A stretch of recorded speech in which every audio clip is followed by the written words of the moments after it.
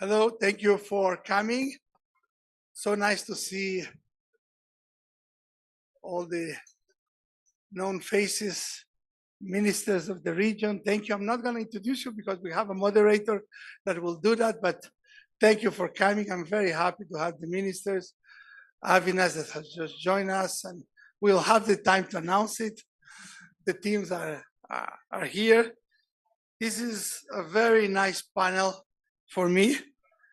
It is a program that I'm very proud of. It is IDB CLIMA. It is something that I believe very, very important from my point of view. Just 1 second. I'm trying here to.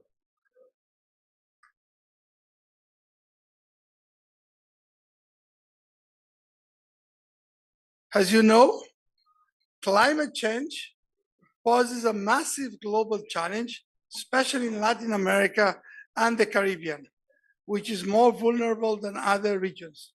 And I'm going to tell you why.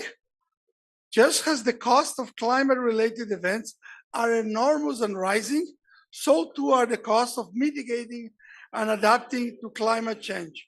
In fact, to meet its mitigation and adaptation needs, Latin America and the Caribbean may have to invest up to 1.3 trillion per year, for 12% of the region's GDP. Today, even if all the multilaterals in Latin America and the Caribbean finance it, the climate action, it will cover just over 3% of the investment needed, the MDB reform. That's why I think the G20 and others are calling on multilateral development banks to pursue reforms to unlock financing at the scale needed to tackle climate change. The IDB fully supports the MDB reform and the system. We're going to assume we're going to be the presidents of the multilateral development banks and regional development banks this year. And we will also work closely with the G20. G20 is coming to the region. This is an opportunity for us to develop an agenda, and this agenda is important. We share the agenda of reform that focus on standardization and coordination, including for climate and nature projects, to deploy innovative financial instruments like the ones we're going to talk today. We need to engage the private sector, which is very important. And we need to concentrate on not only the scale of financing, but on the impact of this financing. Let me talk about financial innovation. Financial innovation is something that we need if we want to scale what we're doing. At the IDB, we have innovated several times, several tools. We were one of the first to do the debt for nature conversions, swaps, in Barbados, this year in Ecuador, where Ecuador saved around $1 billion coming from the guarantees and the political insurance. From the $1 billion, around half of it is going to Galapagos. We also partner with Uruguay on the first ever issue sustainable linked bonds. And now we are at the forefront with the IDB CLIMA. We want to focus on the way we help countries mobilize capital on a greater scale. This program is still a pilot program. It's a program that I would like to say that has two main characteristics. On one hand, it gives incentives for countries to reach their goals. Why? Because if you reach your goals, the cost of your debt service lowers. You basically get a grant on your principal that effectively means that you are paying less interest. But that is based on indicators verifiable indicators that everybody can see, so that when you reach this goal, this ambition goal, you actually reduce the cost. So, incentives.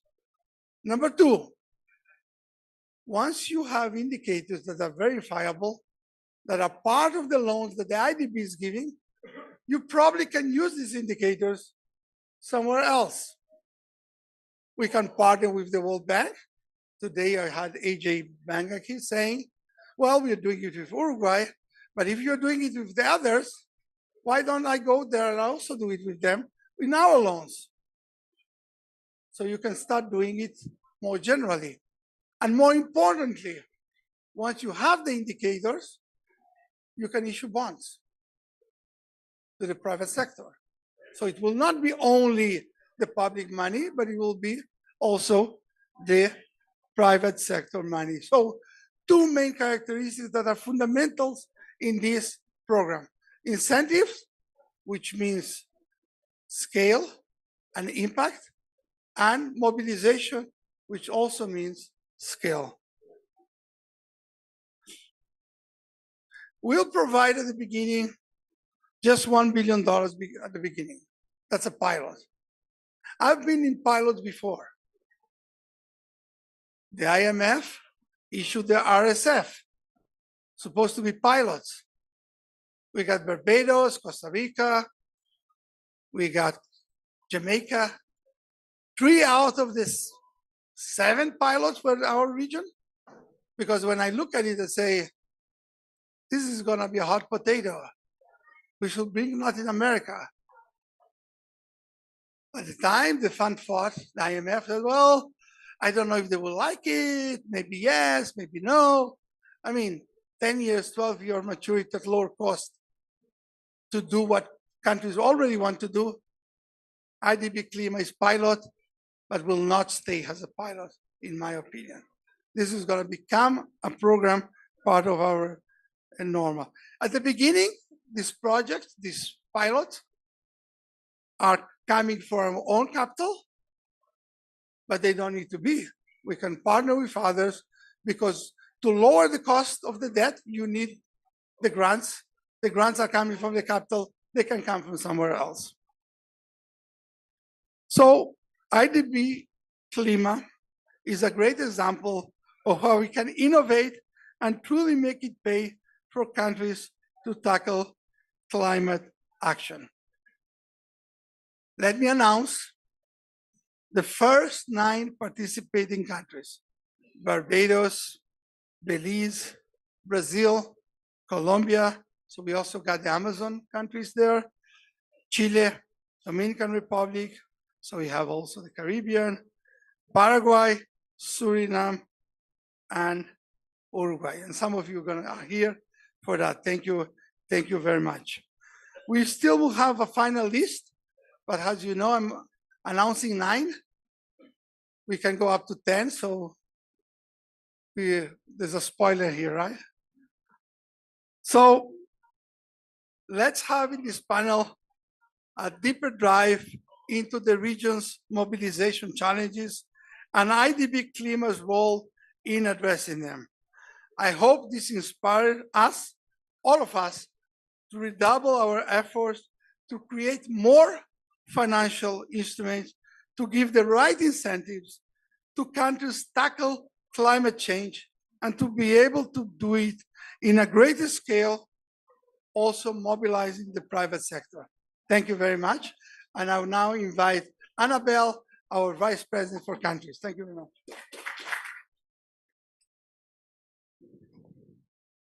Thank you very much, President Goldfan, for setting the stage for this conversation, and good afternoon to everyone. I would now like to introduce our esteemed panel. We are honored to discuss this very important topic with 3 of our region's key policymakers. Minister Carlos Fernandez from Paraguay, Minister Azucena Arbeleche from Uruguay, and Mr. Avinash Persaud from Barbados, who is the Special Envoy to Prime Minister Mia Mottley on Investment and Financial Services. We're also honored to welcome Ms. Heike Henn, Director for Climate, Energy, and Environment at the German Federal Ministry for Economic Cooperation and Development. Thank you all for accepting our invitation. So, as President Goldfan just mentioned in his opening remarks, current flows for nature and climate need to be scaled up to meet the objectives of the Paris Agreement. And this is especially true for vulnerable countries who are already having to face the impacts of climate change on a daily basis. So I would like to start with Barbados. Barbados is a highly vulnerable country, as we know, but it is also the country that has led the call for reform to the financial system to support climate and nature action through the Bridgetown initiative. So, Avinash, could you please share with us the key milestones achieved so far and what changes do you foresee in the future? Thank you very much. It's a great pleasure to be here today. I think the fundamental problem that we've all been looking at is that the amount of money we need to preserve the planet for mitigation, for adaptation, for addressing loss and damage, it's a huge number. In the world as a whole, it's over $2.5 trillion per year. But there is money out there. So the question is, how do we channel, how do we create a system of putting the right money in the right places? And our conclusion that we call the Bridgetown Initiative is that there is a system that can get us to $2.4 trillion a year. And that system is saying that there's a lot of stuff that has private sector revenues. And we need to unblock private sector flows to those things. Most of that looks like mitigation, renewable energies. And the reason why the private sector doesn't come to our region, whether because of the cost of capital, not just in small states, Brazil, in Mexico, in Argentina, the cost of capital is very high. We need to find ways of lowering that cost of capital, unblocking the flow. But then let me come to the one of the most important areas, which actually links in with IDB CLIMA, which is that there's a lot of stuff for which there's no revenues, but there's savings. Building resilience, investing in our nature capital will create lots of savings in the future, but no revenues. The private sector is less interested in that, but the public sector, the development banks can be involved. And if we can start to create more verifiable indices and metrics of success for our resilience and our adaptation, which is a key part of IDB CLIMA, then I think that we can also start to broaden out that financing beyond the development banks to include philanthropy capital and other sources. So let me end by saying that it's a big number, what we need, but I think if we break it down into 3 different buckets with 3 different sources of funding for these 3 different things, mitigation, adaptation, loss and damage, we can get there. And a key way is innovating around the adaptation part. It's an expensive part, but things like IDB CLIMA, where we can create these incentives and measure these incentives and therefore track philanthropy capital into funding the incentive component, then we can actually get to the size of the numbers we need. Thank you. Thank you very much, Avinash. I think this is an excellent segue to our next speaker. Mrs. Hen, in your experience, what reforms should MDBs prioritize to help countries achieve the scale to finance the national environmental commitments? Yeah, thank you very much. And it's a pleasure to be here. And congratulations also to the IDB that now Avi is part of the team. So that was a spoiler alert. That was coming. But oh, sorry. No, I heard it was announced yesterday. No, it is. So sorry, but it's a real pleasure to be here. And I think the first thing you were talking about the reforms that the MDBs should support. But I think I fully agree with the Honorable President of the IDB that also the reform of the MDBs and the evolution and even steps further than where we are right now, I think Avi was talking about, that is also needed. But okay, what kind of reforms should the MDB support? I mean, money is scarce. We are thinking we need leverage and we need impact also what the president of the IDB mentioned. And so from my perspective and my government's perspective, one of the key elements with high leverage is really to support countries, work with countries like represented here on the necessary framework conditions and the policy reforms that then have the possibility also to catalyze private sector by giving the right incentives for the markets. So I think this is one of the key elements we learned, and we know this is difficult. Talking about Germany and the troubles we have maybe at home. So I know that structural reforms are difficult, but I think MDBs are very well placed to work with governments on how to get it right. And about how to get it right, I think the just dimension that makes it politically difficult to mobilize the political will for these reforms. You need the expertise of MDBs like the IDB to really work with countries how to do it in a way that it supports the position of the government and that they don't have to be afraid to take the step. So this would be my advice. Thank you. Thank you very much for your comments. Minister Arbeleche, Uruguay has been one of the regional leaders in identifying a path to achieve the needed scale. In fact, in structuring the first sovereign SLB that includes a step-down inspired IDB CLIMA approach, and our teams are working very closely together. So can you share with us some of the challenges in structuring and reporting on such debt products? Good morning. Thank you very much for the invitation. Let me start by sharing with you that Uruguay, as co-chair of the Development Committee of the IMF and World Bank back in October 2021, we came forward with the idea that it was important to distinguish amongst countries depending on the contribution that countries made in terms of global public goods. And especially we were referring to climate and nature conservation. So that was an important point, as Ilan said at the beginning. Speaking about incentives was very important, distinguishing between different countries in terms of borrowing cost according to their environmental behavior. And the other important point that we made at that time was that it was important to have concrete steps, deliver concrete points. So we talked about walking the talk. 1 year later, in November 22, we issued our first, in October, I'm looking at, is it October, Herman, at the director of the DMU? In October 22, we issued our first sovereign sustainability linked bond that embeds a two-way coupon. There's a step up or a step down related to two key performance indicators that come from the NDCs from the Paris Agreement. But the important point, as you mentioned, is that it is the first time ever that a country is rewarded if it outperforms certain targets. So there is a step down in the interest coupon that we have.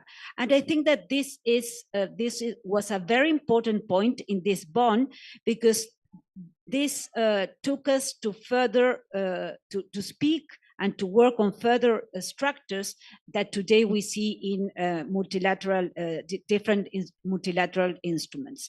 This bond had two important indicators: the reduction of greenhouse gas emissions and the maintenance of native forestry.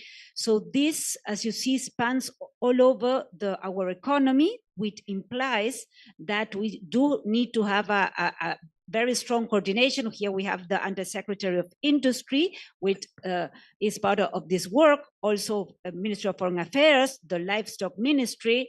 I think that's also there, and Ministry of Economy and Finance, of course. So we are speaking of a huge coordination and a new governance that needs to take place. And this also speaks of the political determination that Uruguay shows in terms of reaching the sustainable goals, but also in terms of transparency, accountability, and reporting, that these are some of the elements, as Ilan mentioned at the beginning, that are part of these 3 KPIs that are in the IDB CLIMA. And just to wrap up, let me share with you that IDB has been a very important partner in Uruguay, not only as along the process of the SSLB, but also in working after that in what later became the IDB CLIMA. This is not something new. We have a long-term relationship that lets us bring innovative solution, I would say, for all of us. Thank you. Thank you, Minister. Turning over to you, Minister Fernandez. Paraguay's natural assets offer great opportunities for the social and economic development of the country. So how can MDBs help the country better monetize these natural assets? Yes. Good afternoon, and thank you very much for the invitation, for being here. Monetize the natural assets. That should be done sustainably and responsibly. It's not a question of just using them, because there are so many stories, and very bad stories, about overexploiting those natural resources. And at the end, it's going to be bad, not only for their own country, but also for the world. So we need to do it in a sustainable way. Now, what about Paraguay? If you think about Paraguay, we like to say that our flag used to be red, white, and blue. Right now also have the green, something that we're highlighting at this moment. You think about Paraguay, you think about water, you think about fertile land, very good climate, no natural disaster. So we have all the conditions for many things. Of course, I always say, I'm a bad economist, but it would have been even worse if I tried to play professional soccer. So every one of us, we do have some comparative advantage. In the case of Paraguay, Uruguay also, we do have the capability of providing food security to the world. We're not exporter of raw material anymore. We are securing food security to the world. And we have to do that again, with a word I have to repeat constantly, responsibly.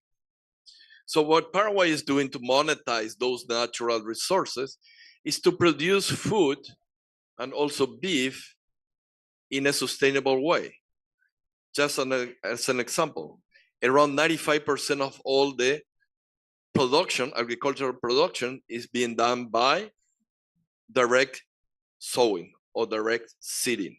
That is an environmentally friendly way to produce food. So the asset we're using in a sustainable way. Second, we have water. We are producing clean and renewable electricity. So we're monetizing the water, but we're doing that in a responsible way, producing clean and renewable electricity. And we're not stopping there. Using the natural resources, that is fertile land and water, we're producing soybeans and corn. And we're able to produce biofuels. And biofuel is something that is being done using our natural resources in a natural way and contributing to the environment in the future. And going further, we're producing with water and clean energy, green hydrogens. Probably not at this moment for substitution of fuel, but it's going to be used, or is being used, to produce green fertilizers. That is something that is going to be also, and it's going to contribute again to a way to provide food security to the world in a greener way. So it is possible for the countries to really do this balance between development and protecting the environment. And we have to think only cleverly about how to do that. But in the case of Paraguay, is doing that. And of course, we need to work hand in hand with multilaterals. Multilaterals are going to be key for countries to continue to grow, develop, and at the same time protect the environment. And I want to stop just a little bit there, and I finish. When we think about multilaterals, we don't have to think only on tools like IDB CLIMA, that is probably multilaterals to government. We need to start thinking more about what to do with multilateral to the private sector. So we need to develop new lines similar to IDB CLIMA that will create incentives not only for the government to do some projects that will protect the environment, but also some credit lines that will go to the private sector for them to engage into more sustainable projects or production. Thank you very much, Minister Fernandez. I already see our CEO of BidInvest, James Scriven, taking note about all of these ideas.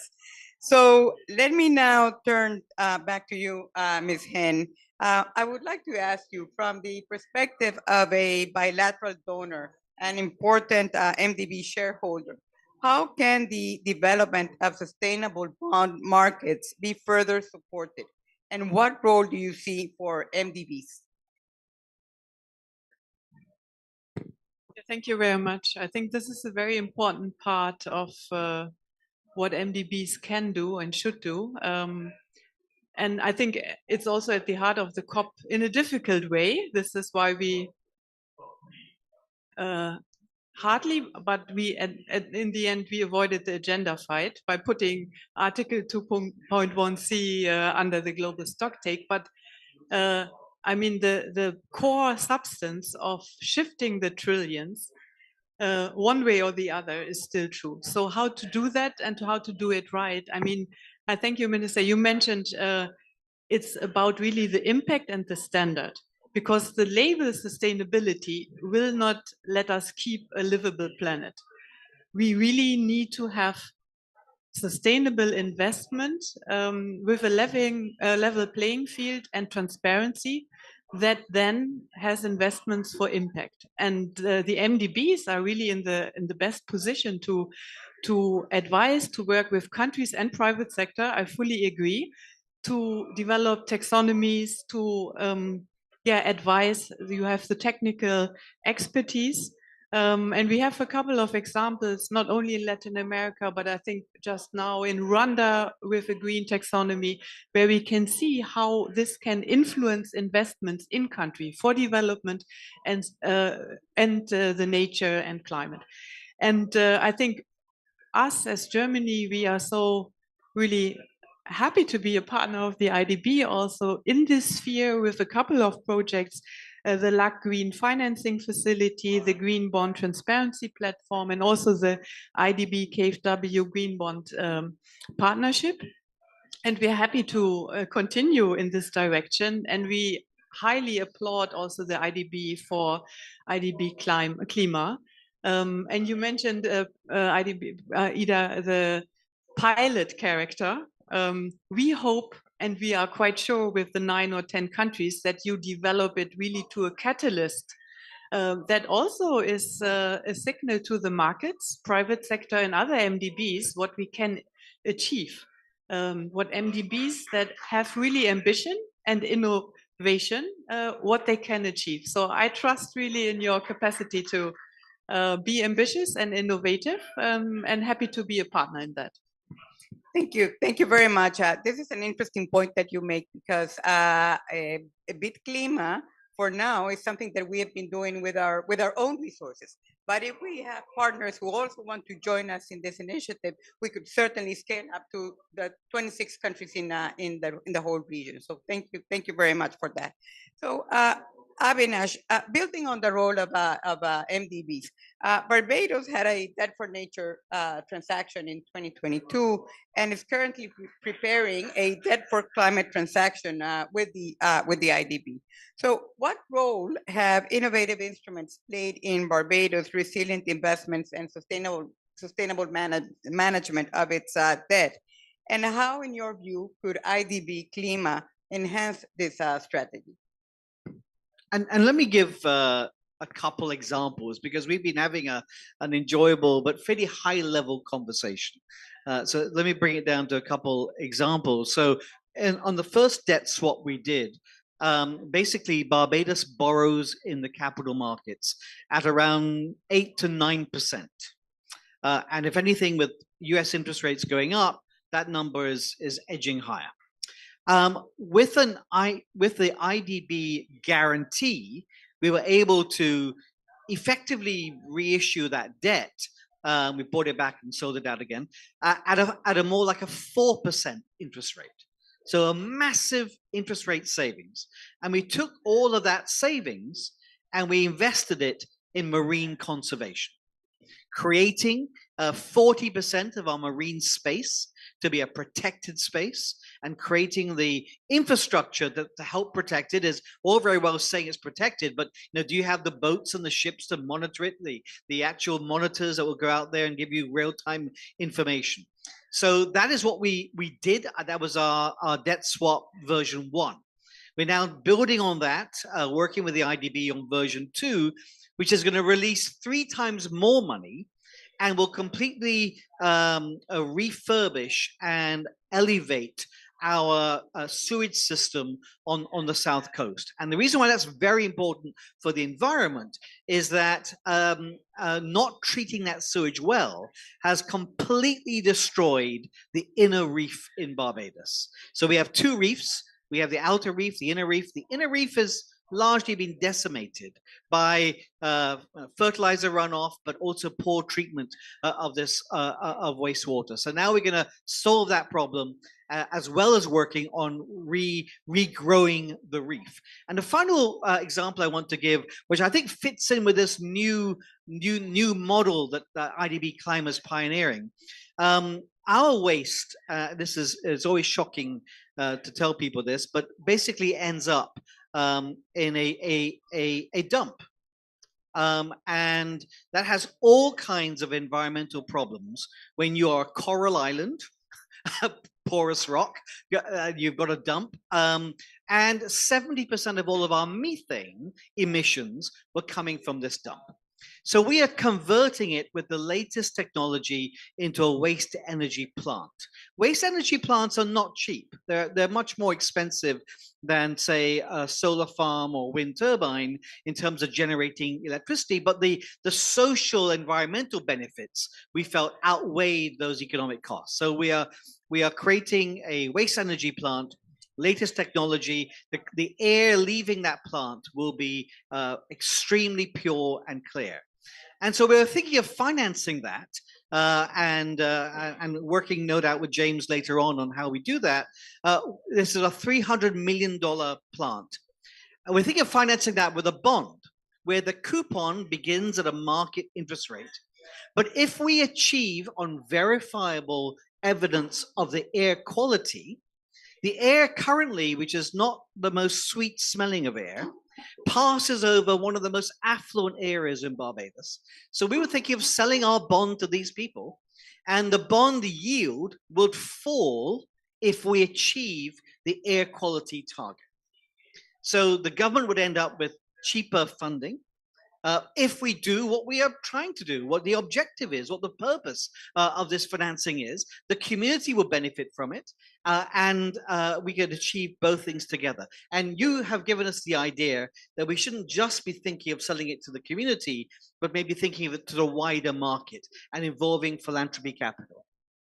Excellent. Thank you. Thank you very much. Minister Fernandez, we were talking before about Paraguay's vast natural capital. So considering these points, what role do you see for innovative debt instruments to finance Paraguay's sustainable development? A lot. I mean, I'm trying to copy my colleague here from Uruguay. They show the way that we have to go forward. And I think, as Ilan said, giving the incentive, I mean, those bonds are going to be important not only to create the right incentive for governments, but also for those who are really concerned with a better world through better environmental policy. So that's the way to capture or to link both parts, the private sector and government.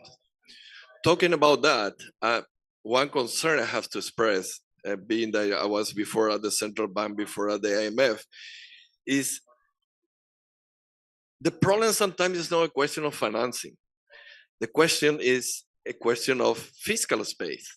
I mean, how we are going to afford to really put 12% of GDP in fiscal debt is impossible. It's unsustainable. I mean, could be sustainable on the environmental way, but it's going to be unsustainable on the fiscal way. So we need to really engineer new ways of financing.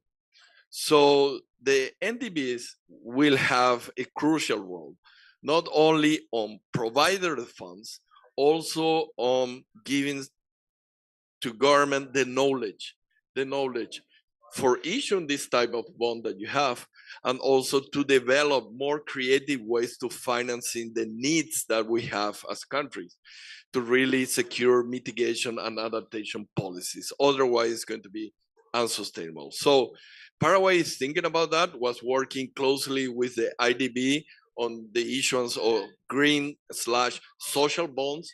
So we may be able to go to the market maybe next year.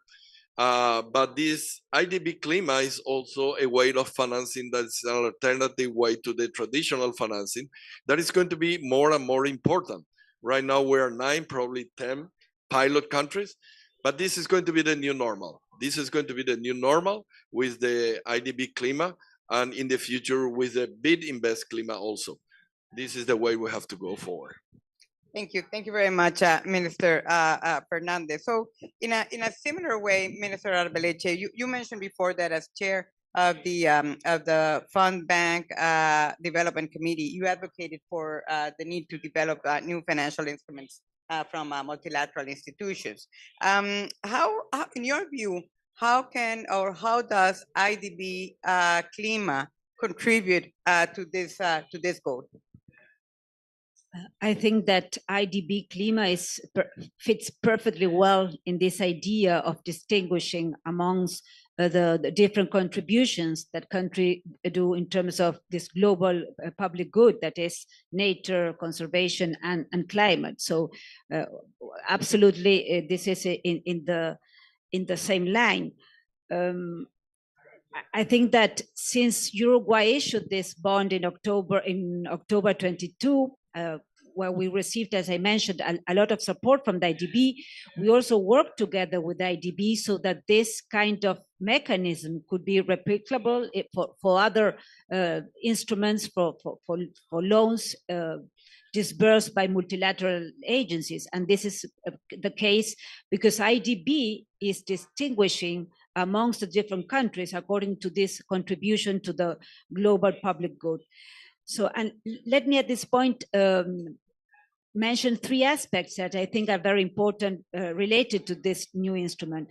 First of all, I think that with this instrument, we, Latin American countries and Caribbean countries, we do have the opportunity to afford a greener recovery within our development strategy. This helps us to have this greener recovery. Second, I think that we have a very concrete example of financial innovation and alignment of financial incentives working together with climate action and climate objectives and ambition. So I think that when we bring together incentives, when we bring financial incentives, we bring together the enhancement of monitoring, verification, and monitoring, verification, and reporting and verification together with climate action and objectives, that is the correct way to go. This is a very novel financial approach where we are based on the outcomes of it's an approach based on the outcomes and not on what we put into the how we address things. So I think it is very important. And my last point would be that IDB CLIMA so far is the concessional part of the IDB CLIMA today is based on the balance sheet of the IDB. So the grant, as Ilan said at the beginning, the reduction in capital, in this case, it's not a reduction in the interest rate, but at the end of the day, it's less interest payment that we are paying. That comes from the balance sheet of the IDB.